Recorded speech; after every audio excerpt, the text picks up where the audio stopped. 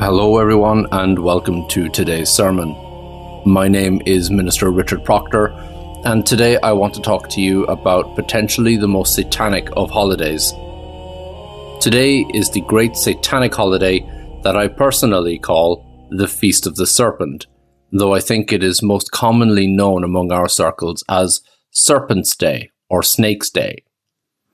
It is our day to honour the serpent as a symbol of knowledge and opposition.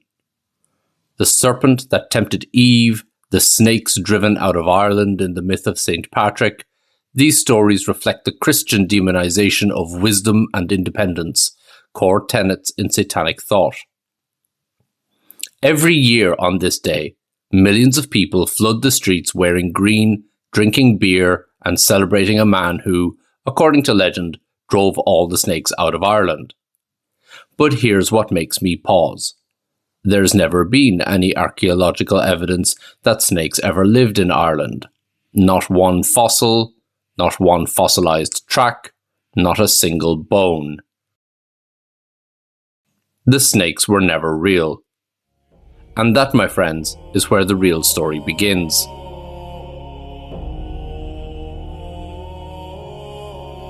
We accept our holidays the way we accept our inherited beliefs, without examination, without question, with a kind of passive gratitude that never really asks why we're celebrating or who this celebration serves.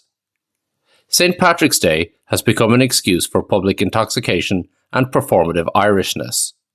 But beneath the green beer and the parades lies something far more significant. A story about what happens when one belief system crashes into another and the victors write the history. The legend tells us St. Patrick drove out the snakes, the serpents, from Ireland.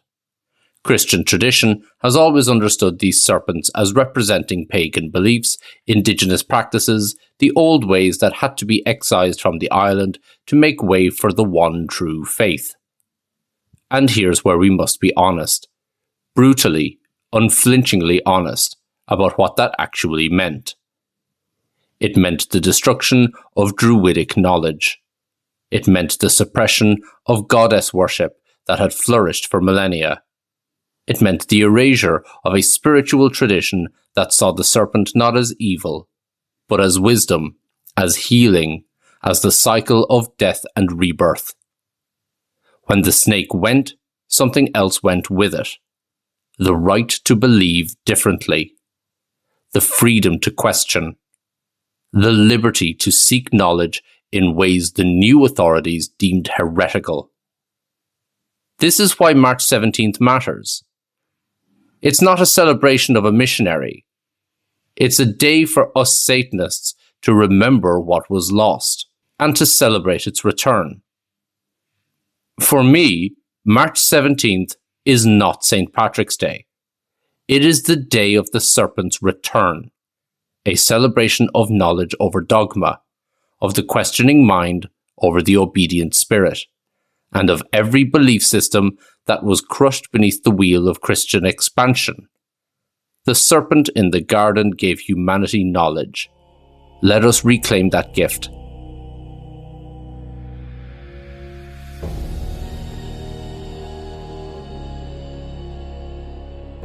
For 16 centuries, we've been told a particular story about this day. A young man from Britain, captured by Irish raiders and sold into slavery, escapes, returns years later as a bishop, and drives the snakes from Ireland. The snakes, naturally, represent evil. The good Christian man defeats them. The island is converted. The pagans are saved from themselves. This is the old script. It is clean. It is simple. It places the Christian authority as hero and the old ways as villain. But let us examine this narrative with the eyes we were born with, not the eyes we've been taught to wear. St. Patrick was, by his own admission, a colonizer of consciousness. He didn't come to Ireland to learn. He came to convert. He came to replace. And the snakes he drove out were not reptiles, they were the entire spiritual infrastructure of a people who had their own relationships with the divine, their own cycles of wisdom, their own understanding of the sacred serpent as a symbol of healing and transformation. The shamrock? Borrowed from pagan practice.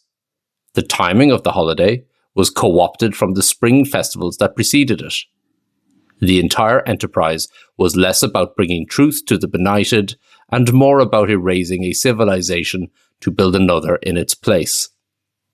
This old script demands we celebrate this. It demands we see St. Patrick as a hero and the snakes as villains. But we are not bound by the old script. Let us look at what the serpent actually symbolizes. Not in the revised Christian narrative, but in the older, deeper traditions that Christianity worked so hard to destroy.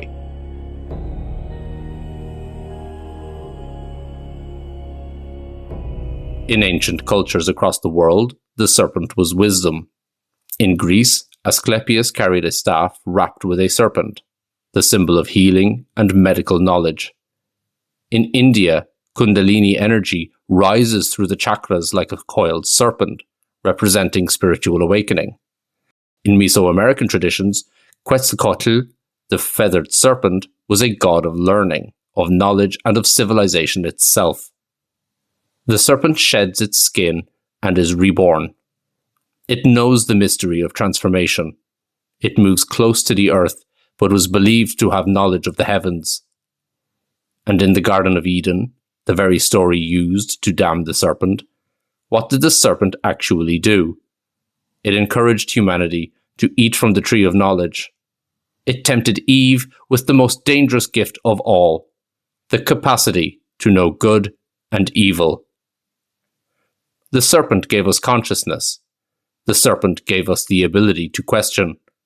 The serpent gave us the most terrifying and beautiful gift imaginable, the knowledge that we could think for ourselves.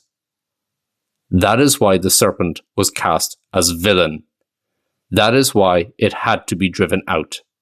Not because it was evil, but because it represented exactly what authoritarian religion cannot tolerate: the human capacity to think, to question, to reject the given, to seek truth independently. The snakes St. Patrick drove from Ireland were not reptiles. They were the serpents of knowledge. They were the indigenous spiritualities that understood the sacred in nature, in the body, in cycles of death and rebirth that had nothing to do with the Christian narrative of sin and salvation. When we understand this, the legend transforms. It is no longer a story of good defeating evil. It is a story of suppression, of colonization, and of the erasure of one way of knowledge in favor of another. And now, centuries later, we stand in the return.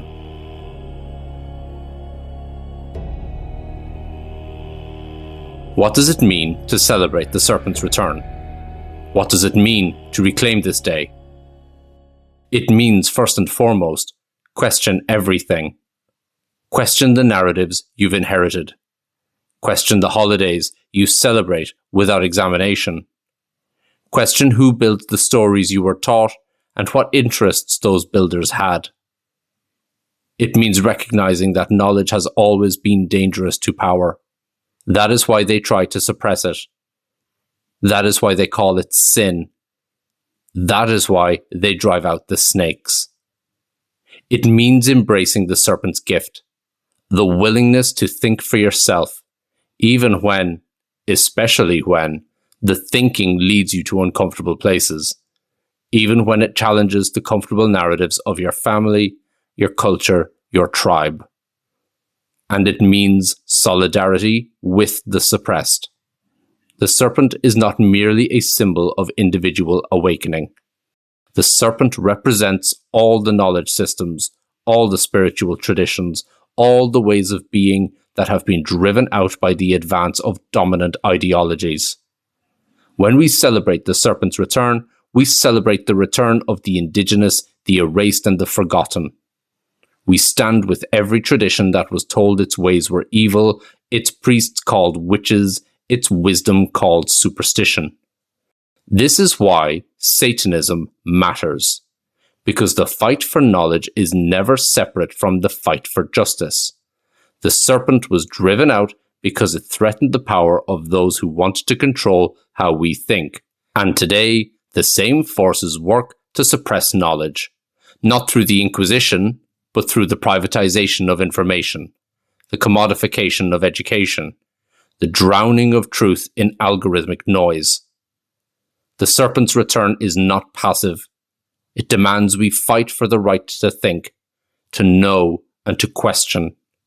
It demands that we stand with the marginalized and the erased. It demands we use our minds not as passive receptacles, but as active instruments of liberation.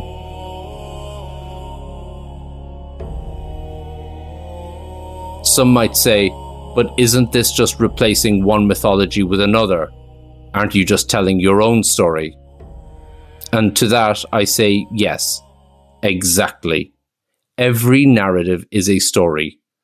The question is not whether we tell stories. We cannot help but tell stories. The question is whether we tell them consciously or unconsciously. The question is whether we examine the power dynamics behind the stories we've inherited or simply accept them. I am not claiming to deliver the objective truth. I am claiming the right to interpret, to question and to reimagine, as the serpent in the garden claimed that right for all of us. This week, I invite you to do something. Identify and choose a belief you hold uncritically.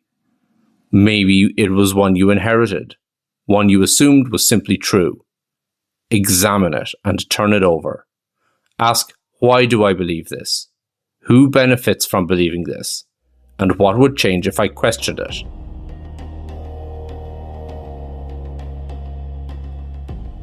The snakes were never real, but what they represented, the knowledge, the questioning, the sacred rebellion against authority, that was very real. And it was driven out not because it was evil, but because it was dangerous. Today, we celebrate its return, not with green beer and parades, but with the fierce commitment to think for ourselves, to stand with the suppressed, and to reclaim the serpent's gift. The knowledge that we can know, we can question, we can refuse the scripts we've been handed. The serpent returns. Let us be worthy of it. Reason guides us, compassion grounds us, and the serpent walks beside us still. Hail thyself, and hail Satan.